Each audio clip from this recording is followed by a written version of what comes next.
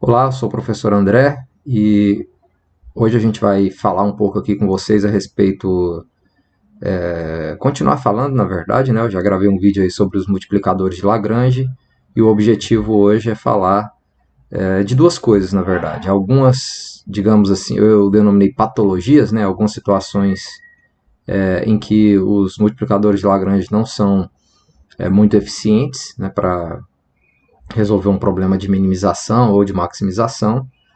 E também discutir um pouco e rapidamente sobre a aplicação, né, do método dos multiplicadores de Lagrange, só que agora com duas restrições, né? A gente só estudou o caso com uma restrição no vídeo anterior, e nesse vídeo eu vou falar com vocês a respeito de multiplicadores com duas de Lagrange com duas restrições. Aliás, eu não sei se, dependendo do tempo aqui, né, que eu gastar, não sei se eu deixo essa segunda parte para um próximo vídeo. Vamos ver aqui. Se durar mais de meia hora aqui, eu deixo para um próximo vídeo. Apesar de que eu vou falar de forma resumida aqui, essa parte de patologias, né? Só para dar aí uma ideia geral de aonde o método não pode não funcionar. Né? Essencialmente, a gente tem duas situações em que o método pode não ser muito eficiente. Né? Uma das situações é quando as hipóteses do teorema não são satisfeitas. Né? Quando você tem um ponto, né? Só lembrando aqui, né, basicamente o que é o método dos multiplicadores de Lagrange. Né? Você quer minimizar aqui minimizar, por exemplo, ou maximizar uma função f. Aí, vamos colocar aqui de três variáveis. F de x, y, z, né, igual a um w aqui. Você quer encontrar o mínimo para essa função aqui sujeito a uma restrição. Sujeito a, sei lá, g de x, y, z igual a um k aqui. Né? Assim, geometricamente significa que você quer encontrar um ponto em cima dessa superfície aqui, né, que minimiza a função. Então, a gente sabe que se essa superfície, por exemplo, é compacta, né, por exemplo, se essa superfície for uma bola, uma elipse, algo que é compacto, que é um conjunto fechado e limitado do R3 aqui no caso, aí com certeza a gente vai encontrar esse máximo e esse mínimo, né, porque a gente está normalmente trabalhando com funções diferenciáveis, contínuas, tudo mais. Né? Se a f não for contínua, você pode ter problema, mas eu não quero entrar nesse tipo de patologia aqui. Vamos supor que essa f é bem comportada, digamos assim. Né? Pelo menos é contínua. Né? Então, esse máximo e mínimo existe. Mais ainda, né? na hipótese do teorema, a gente pede ela diferenciável para poder aplicar a regra da cadeia. Então, o ponto aqui é o seguinte, né? Todas as contas que a gente fez para justificar o método, e o método consistia basicamente no seguinte: a gente percebia, né, através das contas lá, a gente mostrava que o gradiente da f no ponto x, y, z tem que ser igual a um lambda, tem que existir uma constante lambda, tal que isso aqui, esses vetores são colineares, digamos assim, né? Desculpa, esqueci o gradiente aqui. O gradiente da g em x, y, z. Ou seja, um ponto que é mínimo desse problema aqui, ele tem que satisfazer essa propriedade. Né? Mas tem um detalhe. Né? Ele satisfaz essa propriedade aqui se o gradiente da g é diferente de zero em x, y, z. Vou colocar aqui em x, y, z. Isso aqui é diferente do vetor nulo. Né? Vamos colocar assim. É diferente de 0, 0, 0. Então, se esse vetor é nulo no ponto, não faz sentido, né, dizer que o gradiente da f, né, é igual a um lambda vezes o gradiente da g. Né? Então, primeiro de tudo, antes de qualquer coisa, é necessário estar trabalhando, né, com vetores não nulos. Então, se por acaso o mínimo da f é justamente num ponto onde o gradiente da g é zero, aí o método não vai funcionar. Isso não está nas hipóteses do teorema. Né? Essa situação não é contemplada pelas hipóteses do teorema. Então, pode acontecer isso, não tem nada que impeça que o mínimo da função seja justamente num ponto onde o gradiente é zero, e quando isso acontece, ao aplicar o método dos multiplicadores de Lagrange, evidentemente, na hora que você resolver o sistema, você não vai encontrar esse ponto. Porque se você tem o gradiente da f uma coisa diferente de zero e o gradiente da g igual a zero, essas coisas nunca vão ser iguais, independentemente da constante lambda que você multiplica aqui na frente. Porque sempre vai dar zero do lado direito, né? E eu estou falando que o gradiente da f é diferente de zero, né? Então tem que, assim, na prática, o que você vai ter que fazer, né? Sempre prestar atenção se está acontecendo isso, se tem algum ponto dessa restrição aí, né, dessa superfície, ou se você estiver fazendo a coisa em R2 dessa curva, onde o gradiente da função g se anula. E aí, nesse ponto onde se anula, você precisa analisar esse ponto à parte, digamos assim, né? Então, só vou fazer um exemplo disso, né? Mas antes de fazer esse exemplo, só comentar uma outra situação que pode dar problema. E aí a gente tem vários exemplos aí nas notas que eu disponibilizei para vocês, que é a situação em que o domínio não é compacto, né? Se o domínio não é compacto, pode ser que o método encontre um ponto lá, mas você, entre os candidatos, né, você pode encontrar vários candidatos a máximos e mínimos aí, né, através do método dos multiplicadores de Lagrange.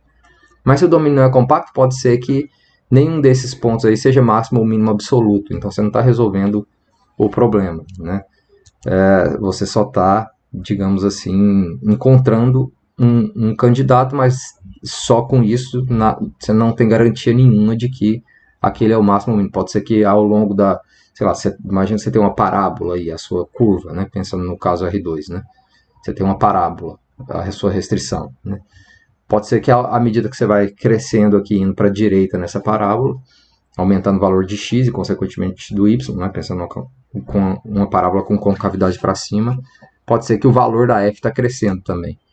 E você consegue encontrar um ponto crítico. Digamos, o método dos multiplicadores de Lagrange te dá uma solução, mas essa solução não é o mínimo absoluto, nem o máximo absoluto, né? Porque o domínio ele não é compacto, né? Se o domínio é compacto e você não tem esse problema do gradiente ser igual a zero em algum ponto, aí o que vai acontecer? Necessariamente entre os candidatos que você encontrou ali, algum deles vai ser o máximo e o outro o mínimo, né? Mas se não, aí não dá para garantir isso, tá? Então um exemplo dessa situação aqui, onde o gradiente está zero em um ponto, é o seguinte. Se você considera que essa função aqui, ó, f de xy igual a x, ou seja, você quer encontrar sei lá, o mínimo dessa função aqui, né? F de xy igual a x e g de xy igual a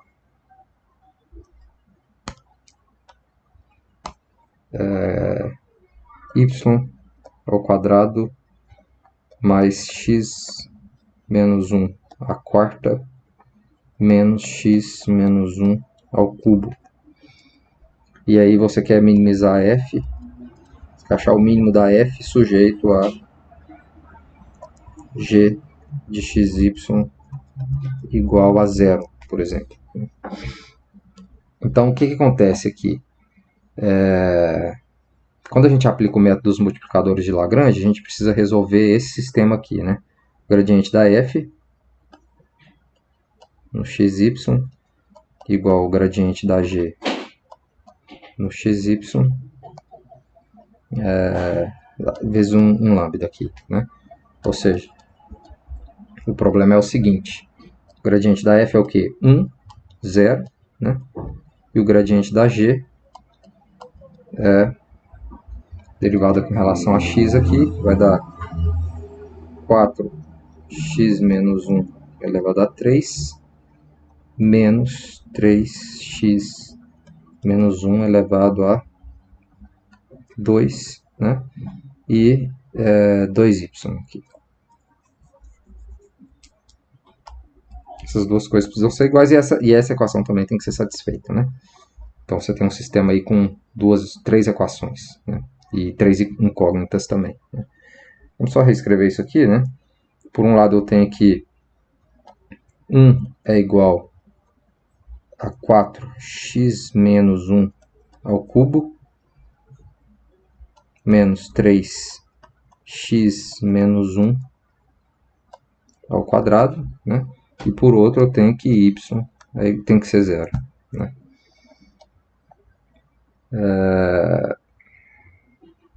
Então, na verdade, como y tem que ser zero, né? Eu posso substituir esse y igual a zero aqui e eu vou ter esse sisteminha aqui com duas equações, né? Ah, faltou o lambda aqui, me desculpe. Faltou o lambda multiplicando aqui. Então vai ser esse sistema aqui, ó.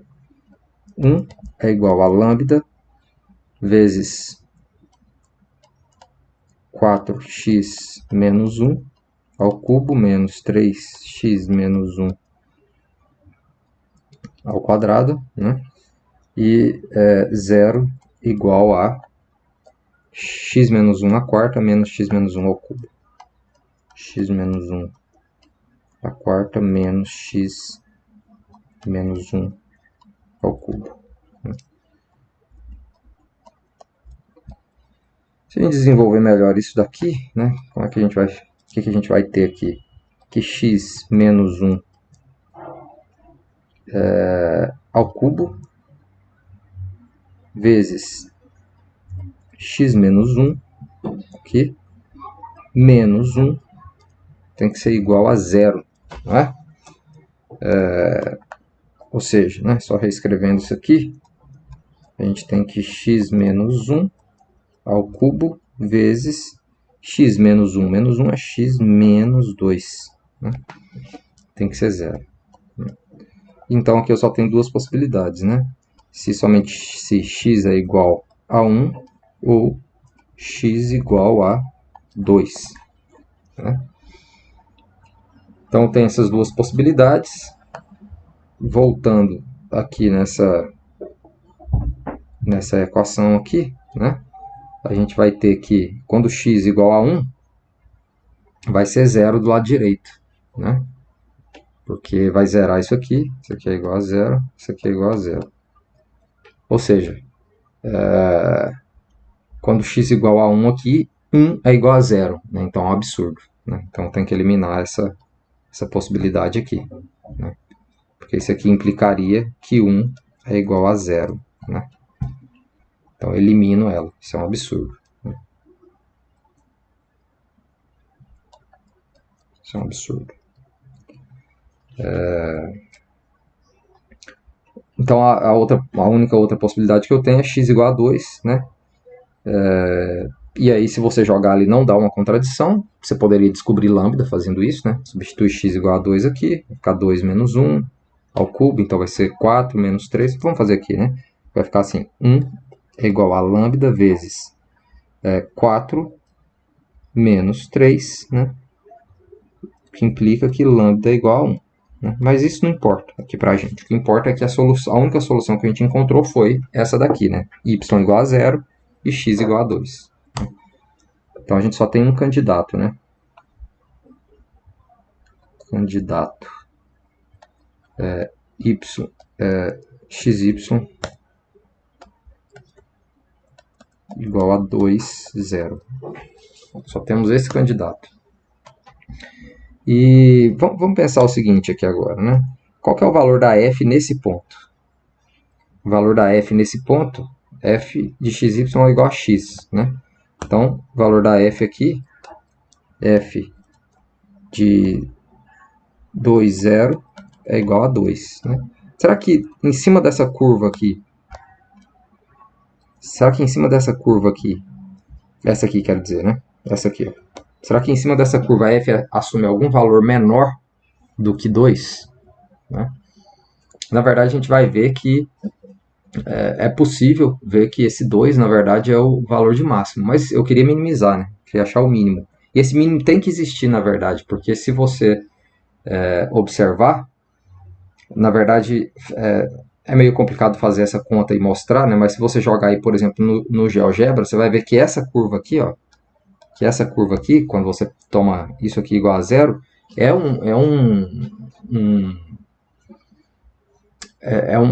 uma curva, digamos assim, compacta, né? Do R2 aqui. Né? Então tem que admitir um máximo e mínimo, mas eu não consigo encontrar aqui esse mínimo. Eu só encontrei, na verdade, o valor de máximo dessa função. E por que eu não consigo fazer isso olhando só para essas contas dos multiplicadores de Lagrange? Porque quando você olha aqui para o gradiente da f, da g, quero dizer que é isso aqui, é fácil ver que o gradiente da g no 0, 0, quer dizer, no 0, 0 não, no 1, 0 é igual a 0. É o vetor nulo, né?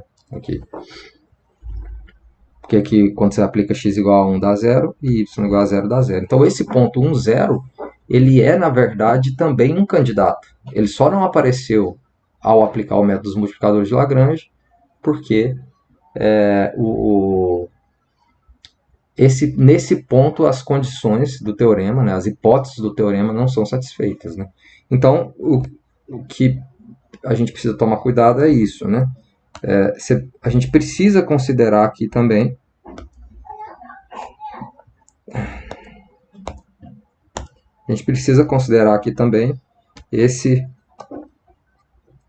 esse outro candidato aqui, então candidatos, né? xy igual a 2, 0 e xy igual a 1, 0. E no ponto 1, 0, f de 1, 0 é igual a 1. Então agora sim, né? Convencidos de que só temos esses dois candidatos aqui, aí a gente pode dizer que esse aqui é o mínimo absoluto e esse aqui é o máximo absoluto. Tá? Mas tem um outro detalhe aqui, né, que você tem que prestar atenção, e eu estou deixando como exercício para vocês aí. Jogue lá essa curva aqui no GeoGebra, em algum programa que vocês usem aí para esboçar curvas, e vocês verão essa aqui. Vocês verão que isso aqui é um conjunto compacto. Vai ser uma curvinha fechada ali no R2. Né? E por isso eu posso garantir para vocês que esses pontos aqui são os pontos de máximo e mínimo. Né? O 2, 0 é um ponto de máximo e o 1, 0 é um ponto de mínimo absoluto aqui no caso. Né? Se você não tivesse que isso aqui é compacto, não dá para afirmar isso. Né? A gente só está afirmando porque eu já sei disso e eu estou pedindo para vocês verificarem isso por meio dessa estratégia aí, né? Esboçando mesmo essa curva. Né? Então, tomem cuidado, né? Uma patologia no sentido de que é um ponto que pode dar problema, você não pode sair fazendo as contas com multiplicadores de Lagrange, desprezando o fato de que em algum ponto, né, daquela curva, o gradiente da função g aqui pode ser igual a 0. E no caso em que é igual a 0, ele não vai aparecer naturalmente nas contas. E você precisa considerar esses pontos também, porque senão você vai acabar não encontrando os seus valores de máximo e mínimo absoluto, mesmo quando o conjunto aqui é compacto. Quando o conjunto não é compacto, aí de fato você não tem garantia nenhuma, né? Vai ter que usar alguma outra estratégia para conseguir descobrir se aquele ponto que você encontrou é máximo ou mínimo. Tá? Então é isso, né? Eu vou deixar para vocês pensarem um pouco mais a respeito dessas outras situações, né? Onde os conjuntos aí, onde no caso a restrição não é um conjunto compacto. Né? E aí agora eu queria falar um pouquinho com vocês aqui sobre a situação em que você tem duas restrições. Né? Primeiro, né, então, basicamente o que a gente estava fazendo aqui, pensando em R3, né, pensando numa f de 3 variáveis, você queria minimizar fxyz igual a w, você queria minimizar isso, ou maximizar, né, e você estava sujeito aqui a uma g de x, y, z igual a k. Né. Então agora o que eu vou fazer é o seguinte, eu não estou mais sujeito a g de x, y, z igual a k, mas eu estou sujeito a isso mais uma restrição, uma h, digamos aqui. h de x, y, z igual a k2. Tá? Então, antes, o que a gente tinha? Eu estava pegando uma função de R3, né? Está num domínio ali, que é uma região normalmente tridimensional. Você restringe ela a uma superfície, que é definida por isso aqui, e aí queria achar um ponto de máximo ou mínimo. Aqui você está restringindo a uma curva. Por quê? Porque você está olhando, pensa assim, imagina que essa aqui é a superfície definida por g de x, y, z igual a k1. Deixa eu desenhar aqui melhor. Está com essa superfície aqui, que é definida por essa g aqui. E tem uma outra superfície aqui, digamos essa aqui. Deixa eu usar outra cor.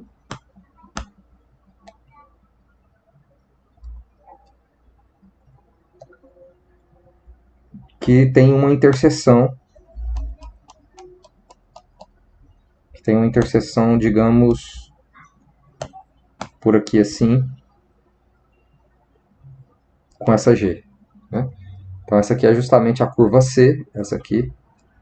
Deixa eu usar outra cor aqui só para ficar melhor para enxergar isso. Então você tem essas duas superfícies e aqui você tem a interseção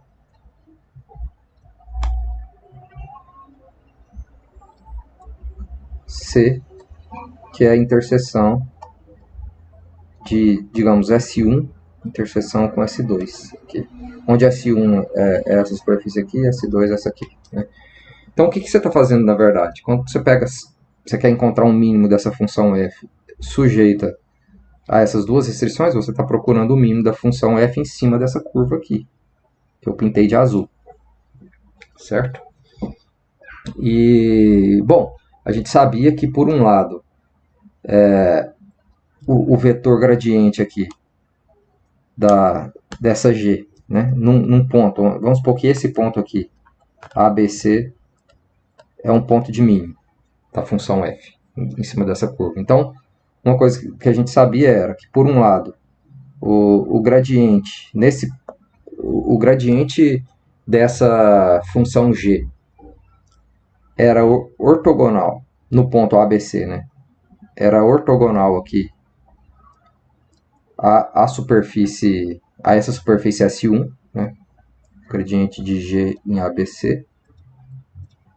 E por outro lado, a gente sabe também que o gradiente da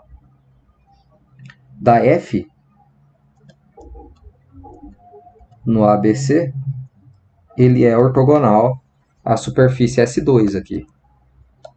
Né? Então S2 é essa superfície aqui e S1 é essa aqui. Agora veja, quando você olha para o vetor tangente a essa curva C, um vetorzinho tangente aqui, digamos assim, imagina que esse aqui é o R' de 0, onde R é uma parametrização da curva, e R de 0 é igual ao ponto ABC. Né? Então a gente sabe que esse vetor aqui, tanto o vetor gradiente da f quanto o vetor gradiente da g no ponto ABC são ortogonais a esse vetor tangente, porque ele é tangente às duas superfícies, já que essa curva está nas duas superfícies, né? Tanto na S1 quanto na S2.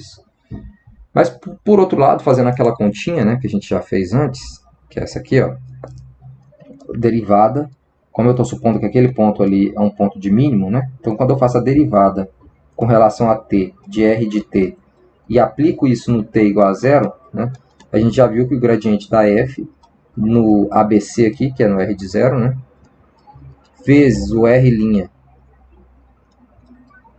de zero, que é justamente onde esse r' é justamente esse vetor tangente aqui, isso tem que ser zero. Né? Por que tem que ser zero? Porque eu estou supondo que esse ponto é um ponto de mínimo, né, da minha f, que é diferenciável, então eu estou olhando uma restrição a uma curva, e eu estou com a função de uma variável, o ponto de mínimo dessa função de uma variável aí, dessa função real, a derivada tem que ser zero, né, pelo que a gente já sabe lá do cálculo 1. Né? Então, isso aqui igual a zero significa que o gradiente da f também é ortogonal a esse R'. Mas eu já tenho dois outros vetores que são ortogonais.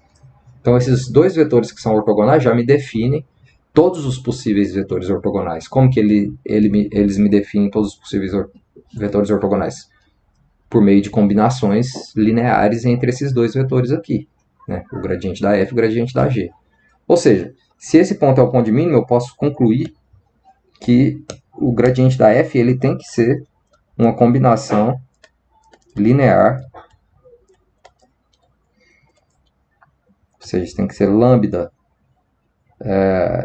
gradiente da G em ABC, mais um Mi aqui, gradiente de H em ABC. Né? Veja que por trás disso também está implícito que esses dois gradientes aqui não são nulos, nenhum dos dois. Né? Nem o gradiente da F, nem o gradiente de G, porque senão ele não geraria todos os vetores tangentes. Né? Se você tem só um vetor e o outro é o vetor nulo, combinação linear entre essas duas coisas não vai te dar um plano inteiro, vai te dar apenas a reta ali. Né? Porque você sempre tem um vetor nulo. Né? Então aqui eu estou supondo, né, também, assim como no caso anterior, que o gradiente da F em ABC diferente de zero e também o gradiente da G em ABC, né, é diferente de zero. Isso aqui é uma hipótese, né? É a hipótese do teorema. Para que seja verdade isso aqui. Então, mais uma vez, a gente, para resolver esse problema, a gente precisa procurar dentre os pontos que satisfazem isso aqui. Né? Então, isso é uma condição necessária para ser um ponto de mínimo, por exemplo, ou para ser um ponto de máximo. Isso não quer dizer que uma vez resolvido o problema a gente encontrou o ponto de mínimo. Né? Pode ser um ponto de máximo ou um ponto de cela. Aqui não é exatamente aquele... mais ou menos aquela ideia, né, de ponto de cela, um ponto que não é nem máximo nem mínimo, mas de alguma maneira é como se fosse um ponto de inflexão ali. Né? Então, é só aplicar a técnica de forma semelhante. É claro que aqui a gente vai cair num sistema muitas vezes um pouco mais complicado, né? E eu vou encerrar aqui só fazendo um exemplo, né, dessa situação aí, que é o seguinte. Então, vamos por exemplo. Imagina aqui que você quer encontrar os valores extremos, né? Quando eu falo valores extremos, eu estou querendo encontrar esses candidatos, né? A máxima e mínima, né? De f xyz igual a x quadrado yz mais 1 é sujeito à seguinte restrição, né? A interseção do plano z igual a 1 com a esfera. Né? Então aqui eu quero encontrar justamente o máximo absoluto e o mínimo absoluto, né? E eu já sei que vão existir esses caras, porque a minha f aqui é contínua, e esse conjunto, interseção de um plano com a esfera, necessariamente é um conjunto vai ser um conjunto compacto. Né? Então se eu estou restringindo a minha f a um conjunto compacto, e ela é contínua, tem máximo e mínimo. Então, sujeito ao plano z igual a 1, e x quadrado mais y quadrado mais z quadrado igual a 10. Então, estou querendo resolver esse problema aí. Né? A gente precisa montar esse sisteminha aqui, né? Ou seja, já vou montar direto aqui. Quem que é o gradiente da f? Derivada com relação a x, 2x, y, z mais 1. Derivada com relação a y, x quadrado, desculpa, aqui não tem 1, né? X quadrado z, e aqui x quadrado y, derivada com relação a z. Isso tem que ser igual a 1 lambda vezes... vamos colocar aqui primeiro h, né? Aqui vai ser 0, 0, 1. Né? Deixa eu só ver se eu coloquei desse jeito. Foi isso mesmo. Só para não ficar diferente do que eu fiz aqui. Porque você poderia pegar essa aqui como sendo a G ou essa aqui como sendo a G, né? Tanto faz. Mas Mi vai dar a mesma coisa no final, né? Só estou querendo manter o lambda e o Mi aqui do jeito que eu fiz nas notas. Mais Mi vezes 2x, 2y, 2z. Não é isso? Então, qual que é o...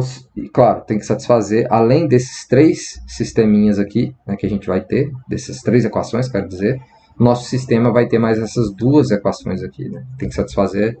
Então, aqui no caso, 5 equações. Né? Então, vamos montar esse sistema inteiro aqui. Vai ser 2x, y, z igual a mi 2x, desculpa, x quadrado z igual a mi 2y, x quadrado y igual a mi 2z, e mais essas duas equações, z igual a 1 e x quadrado mais y quadrado mais z ao quadrado igual a 10. Aqui. Claro, a gente pode reescrever isso aqui. A gente pode reescrever isso aqui tomando z igual a 1 em tudo, né? Vai ficar bem mais simples, vai ficar um pouco mais simples aqui, né? Essas equações vai ficar assim: 2x y igual a 2.000, x quadrado igual a 2.000y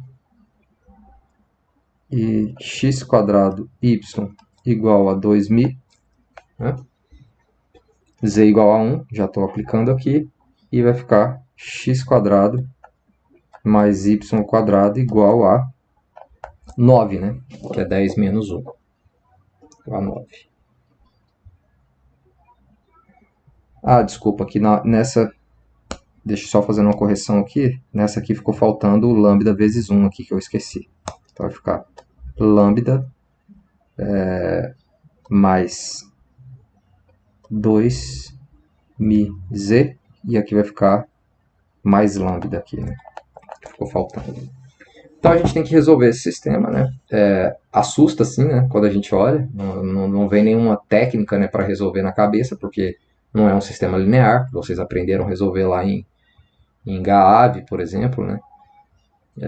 Mas dá para a gente usar a criatividade aqui, né? Tem que pensar. Cada sistema você pode ter que trabalhar de um jeito aqui para conseguir resolver, mas a gente pode pensar um pouco aqui e resolver. Uma coisa que é muito comum é você tentar simplificar dividindo em duas situações, né? Por exemplo, aqui você pode pensar assim: eu vou resolver o caso x igual a zero, porque quando eu pegar x igual a zero, claramente vai ficar bem mais simples, né? Todas essas equações aqui, essas três primeiras equações, na verdade as quatro equações vão ficar mais simples quando eu pego x igual a zero. Por exemplo, aqui dá para ver já que y tem que ser igual a mais ou menos 3, no caso x igual a zero, e o x diferente de zero, que também simplifica porque você pode, sei lá, quando você supõe que x é diferente de zero, você pode dividir por x, por exemplo, né? Inclusive aqui ficou faltando um x, né? Aqui, né? Então, por exemplo, nessa equação aqui, se você divide por x, você já ia obter o resultado, o valor de y em função de mi aqui, né? Ou de mi em função de y. Então, é uma estratégia, né? Você pode fazer desse jeito aí, né? Inclusive, o que sugere isso, deixa eu até fazer essa conta, né? Ó, se você pega essa primeira equação aí, você pode escrever ela assim, ó, x vezes 2y menos 2mi tem que ser zero, pela primeira equação aí, né? Essa equação aqui. Então, essa divisão entre x igual a zero e x diferente de zero não é nada que não seja natural, né? É natural justamente por causa dessa equação aqui, ó. Se isso aqui tem que ser zero, ou x é igual a zero, ou y é igual a mi. São as duas situações, né? E no caso y igual a mi, x pode ser diferente de zero, né? Claro que as duas coisas podem acontecer ao mesmo tempo, né? Mas o fato é que a gente pode dividir nessas duas situações aí, né? Então, no caso x igual a zero, a gente tem claramente a solução, esses dois candidatos aqui, né? X igual a zero, como a gente discutiu ali já, a gente tem a possibilidade de y igual a 3 ou y igual a menos 3. Ou seja, a gente tem os seguintes candidatos aqui. 0, 3. Oh, desculpa. O z vai ser sempre 1 em tudo aqui, né? 0, 3, 1, né? E 0, menos 3, 1. São dois candidatos aqui para pontos de máximo e mínimo aqui dessa função, né? No caso y igual a mi, né, que é essa outra situação aqui, vamos ver o que dá para fazer aqui, né? Vamos olhar aqui de volta para essas equações. Se y igual a mi, eu, por exemplo, aqui, nessa equação, vou ter o quê? Que x² é igual a 2y ao quadrado. Né? E aí eu posso juntar isso, por exemplo, com essa equação aqui, ó, e descobrir qual o valor de x ou de y, né? Dependendo de quem eu substituir ali. Então vamos fazer essa conta, né? Ó, então essa segunda situação aqui, y igual a mi, a gente tem que x² é igual a 2y ao quadrado, o que implica que 2y ao quadrado mais y ao quadrado é igual a 9, que implica que 3y ao quadrado é igual a 9, o que implica que y é igual a raiz de 3. Né? E x é igual a, como y é igual a raiz de 3, x é igual a 2 raiz de 3. Desculpa, né? X é igual a x² é igual a 2 raiz de 3 ao quadrado, né? Que implica que x é igual a raiz de 6, né? Porque aqui vai dar 2 vezes 3, 6. Né? Então a gente tem, na verdade, duas possibilidades, né? X igual a mais ou menos raiz de 6. Né? Que aí o x ao quadrado é igual, vai ser igual a 6. Então a gente tem mais dois candidatos aqui, que vão ser esses aqui, ó. Dois candidatos? Isso, né? Ah, inclusive aqui tem um detalhe, né? Aqui eu esqueci, é mais ou menos raiz de 3 também. Né? Mais ou menos, porque mais ou menos raiz de 3 ao quadrado vezes 3 dá 9. Né? Então ficou faltando esse detalhe aqui. Então, na verdade, a gente tem mais 4 candidatos aqui, né? Que vão ser os seguintes. X igual a raiz de 6, y igual a raiz de 3, né? E 1. Tem x igual a menos raiz de 6, y igual a raiz de 3 e 1. X igual a raiz de 6, y igual a menos raiz de 3 e 1. E menos raiz de 6, menos raiz de 3 e 1. Então, são mais esses 4 candidatos aí. Então, o que a gente tem que fazer agora? Primeiro, se atentem para aquela situação, né? Você sempre vai ter que olhar para cá e falar assim, é possível que o gradiente seja zero em algum ponto? De algum dos dois, né? Esse aqui não, esse aqui é sempre diferente de zero, né? O gradiente de G. Mas o gradiente de H pode ser zero. Aonde? No zero. O zero está em cima dessa curva da interseção. A origem, ou seja, essa curva passa pela origem? Não, né? Porque ela está em cima da esfera de raio raiz de 10. E essa esfera não passa pela origem. Então essa curva não pode passar pela origem. Então não tem o risco da gente ter a situação de aonde o gradiente de alguma dessas funções é zero, não há o risco de que esse ponto esteja em cima da curva, que é a minha restrição. Então, todos os pontos da curva satisfazem a hipótese do nosso teorema aqui.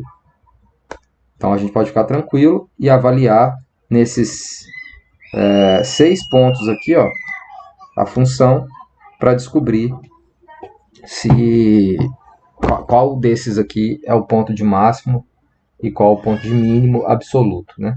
Eu não vou fazer as contas aqui agora, vou deixar para vocês fazerem essas continhas, que é só substituir na função f mesmo.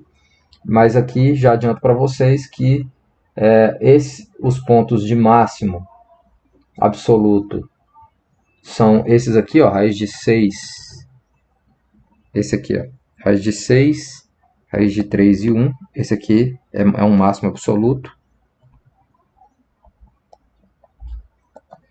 O outro máximo absoluto aqui, segundo as minhas contas, vai ser esse daqui, que também é máximo. E os mínimos são esses dois de baixo aqui. Esses dois aqui são os mínimos. E esses aqui acabaram aparecendo aqui, mas não são nem máximos nem mínimos absolutos, tá? Então, é essa a ideia, né?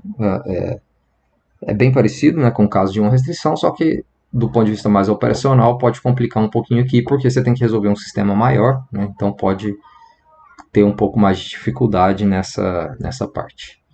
Então é isso, pessoal, e até a próxima.